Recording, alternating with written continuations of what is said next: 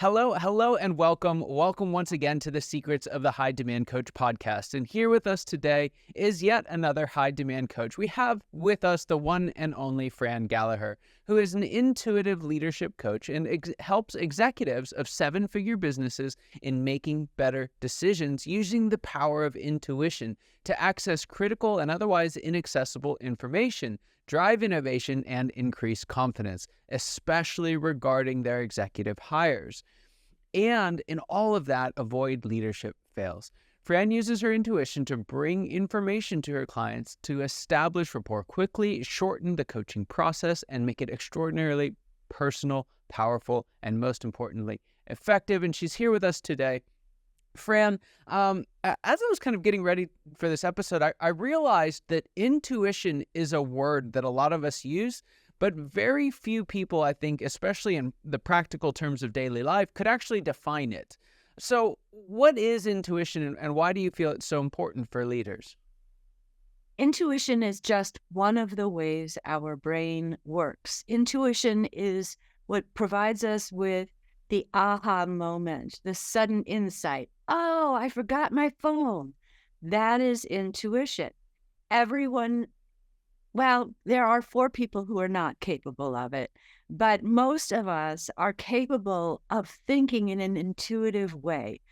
The problem with intuition is that it is not rational, which does not mean that it is the way we use the word irrational, as in somehow unreasonable.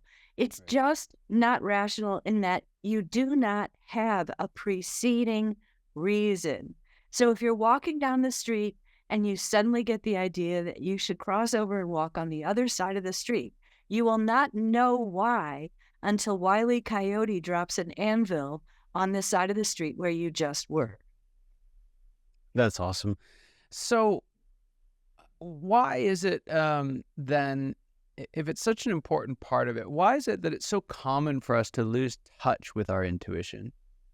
Because there is nothing in our society that models intuition in a way that science-based people can accept. So, logic is what is taught in school. There's a great book called Open Focus Brain. It's by Les, Femi, and Brad, and I blanked on his last name, but it's called Open Focus Brain. And what they posit is that the emphasis on closed focus, which is what we use when we're 6 years old and we're trying not to think about the lovely day outside and recess, which my grandchildren have always said that's their favorite part of school. So how do you block that out and get a kid to focus on little squiggles that you draw on a page? So that's because we teach closed focus.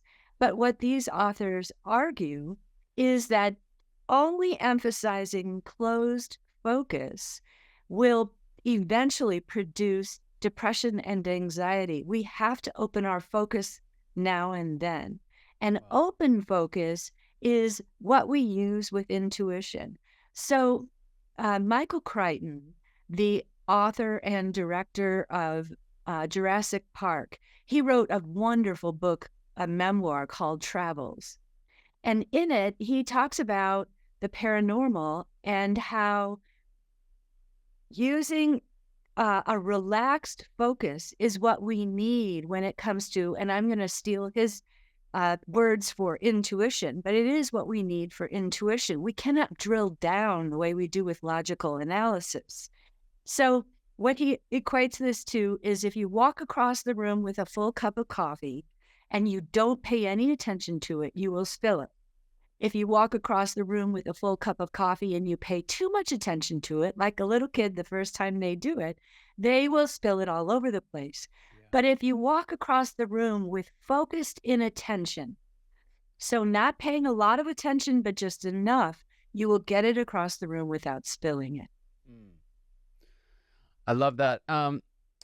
What would you say then are, because you mentioned earlier, kind of this correlation with depression and anxiety. What are some of the symptoms that we have either lost sight of or maybe just undervalued our intuitive decision making? Staring at the wall, you know, just being able to relax your mind and Maybe you learn to meditate. Maybe you just now and then look out the window with unfocused eyes. That's actually a form of meditation. Mm. So relaxing your brain from time to time, instead of always using tension, i.e. tight focus, but relaxing your brain and opening your mind, that's what we need to do every day. And, I'm not saying that everyone is interested in or capable of developing their intuition to the extent that, for instance, I have. So then, what would it be like if your team was intuitive? Or even one member of your team, like Deanna Troy in Star Trek The Next Generation? What would it be like if you had somebody who said, I sense a fail here? Or my question is, because by the way, learning to talk about your intuition is powerful. You can't really say, I feel this or that in an American corporative environment. But instead, if you use the word sense, you can get by with a little bit of intuitive access. Mm. It was actually a question that I had for you is what does this look like in a team environment? Because I just want to lay out a couple places where I've actually seen it used a little bit poorly and see if we can't find a better way of doing this. So there's two examples that came to mind. One is you've got like a very intuitive, very visionary leader who is also the most senior executive, the one in charge. And there's a discussion, they're uncomfortable with it, their intuition is firing something. And what I've seen happen is they'll just kind of shut a conversation, like, I just know it's this. I just know. And then, the rest of the team's kind of like, okay, what do we do?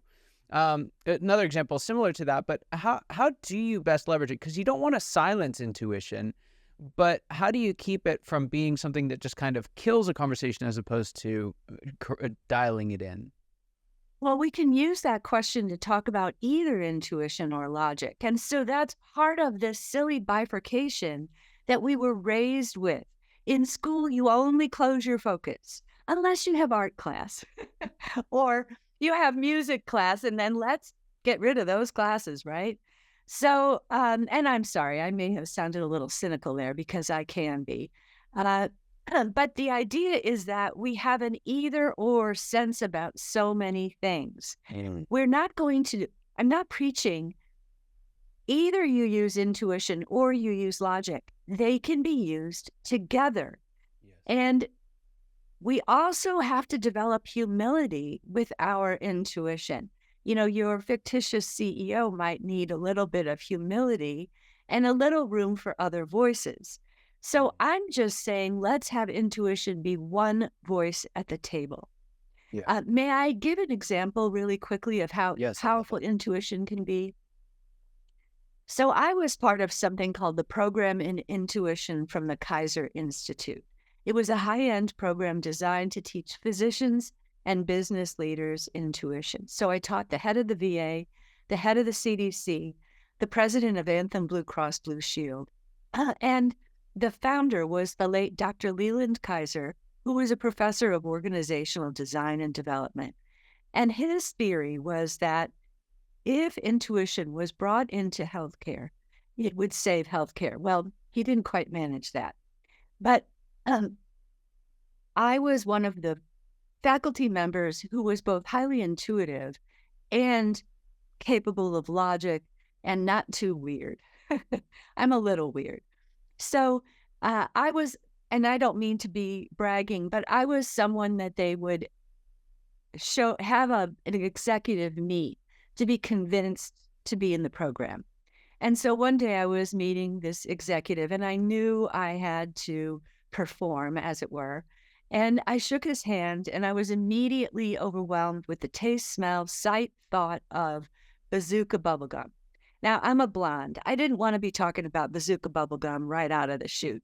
But when I'm overwhelmed with this, I can't do anything but. So I said, why would I be seeing, smelling, tasting, thinking about bazooka bubblegum? And he said, oh, we have bowls of it all over the tables for our executive team meetings. And I said, who chose that flavor? Why not double bubble? And the client said, "Oh, so and so," and I got this intuitive download similar to, I forgot my cell phone, um, that this person who preferred bazooka bubblegum was concocting a fraud and embezzlement scheme and was also committing sexual harassment and inappropriate behavior in the workplace. And I said, if you look at their cell phone records, you'll find the evidence you need. And so this CEO looked at the cell phone records, found exactly what they needed, was able to head this off before it fully developed. This is the power of intuition. Now, I cannot Wow. guarantee that every time I meet someone, I'm going to have my Sherlock Holmes moment, but it is a powerful addition to the way that we conduct ourselves in the world and in business. Yeah. One of the things that I found in working with the team and the I just know was that that intuition served as a very helpful kind of spotlight to say, hey, go look here, right? We may not understand everything about it, but what I found was a really helpful way of kind of orchestrating the team was, okay, we've got this sensation, we've got this feeling, we've got this intuition, let's explore it. You know, what's actually going on there, and to use that to get curious, I found was a really helpful tool. So if someone's sitting there today and saying, hey, we either individually or as a team want to be able to access this intuition better, what's a first step in that direction that they could take? Well, first of all, a little tiny bit more about me. I also used to be a technical writer. I wrote user's guides for hardware and software. So I teach intuition in a really simple step-by-step manner that's very, very effective. So having members of your team or you, and I understand that some people might want send my team and do it, but I can teach your team intuitive practice. And the next thing is that I can encourage you as a leader to listen for the sense words that people use. So if you have someone on your team who says, look, we need to do it this way, or someone who says, listen, this is what it's all about, they're explaining their dominant sense. And their dominant sense for the external world might be useful for the internal world, the place where the intuitive thought and insight suddenly appears. And so being able to understand how your internal world works, how the internal worlds of those around you work, you can begin to develop this additional dimension to thought. Oh, I love that. So, Fran, I want to make sure folks know how they can get in touch with you. We'll get some of that sorted here in just a second. But before we get there, I've got one more question for you. And I like to ask this of all my guests. And that is, what would you say is the biggest secret that you wish wasn't a secret at all? What's that one thing you wish everybody watching or listening today knew? Well, it's hard to come up with one, but the one that I'm kind of fixated on these days is that what a leader really does is they are aware of the emotions and the thinking of those they lead, but they don't match them. And for us, one of the secrets of manifesting is if you have circumstances in your life that you don't like, don't match them, don't complain about them, but match what you want. This is how a visionary works. They're matching what they are aware of is possible, not what is the current reality. Yeah, so good, so good. Fran, there's some folks listening and they're realizing this is a part of them that they've let be quiet for too long. They want to get more in touch with their intuition. How can they reach out to you? How can they find more out about the work that you do? My website is reallyflourish.com. And if you were not a spelling bee champion, flourish has a U in it, Flourish. I'm also on LinkedIn as Fran Gallaher, TikTok, on all the social media platforms. My name is what I've used, although I am really jealous of these people with these cool handles. And then, I have an intuition program that will be starting in January. It's called Shine. if someone wants to join that, or I can work with your team to develop some leadership skills, including the skill of intuition.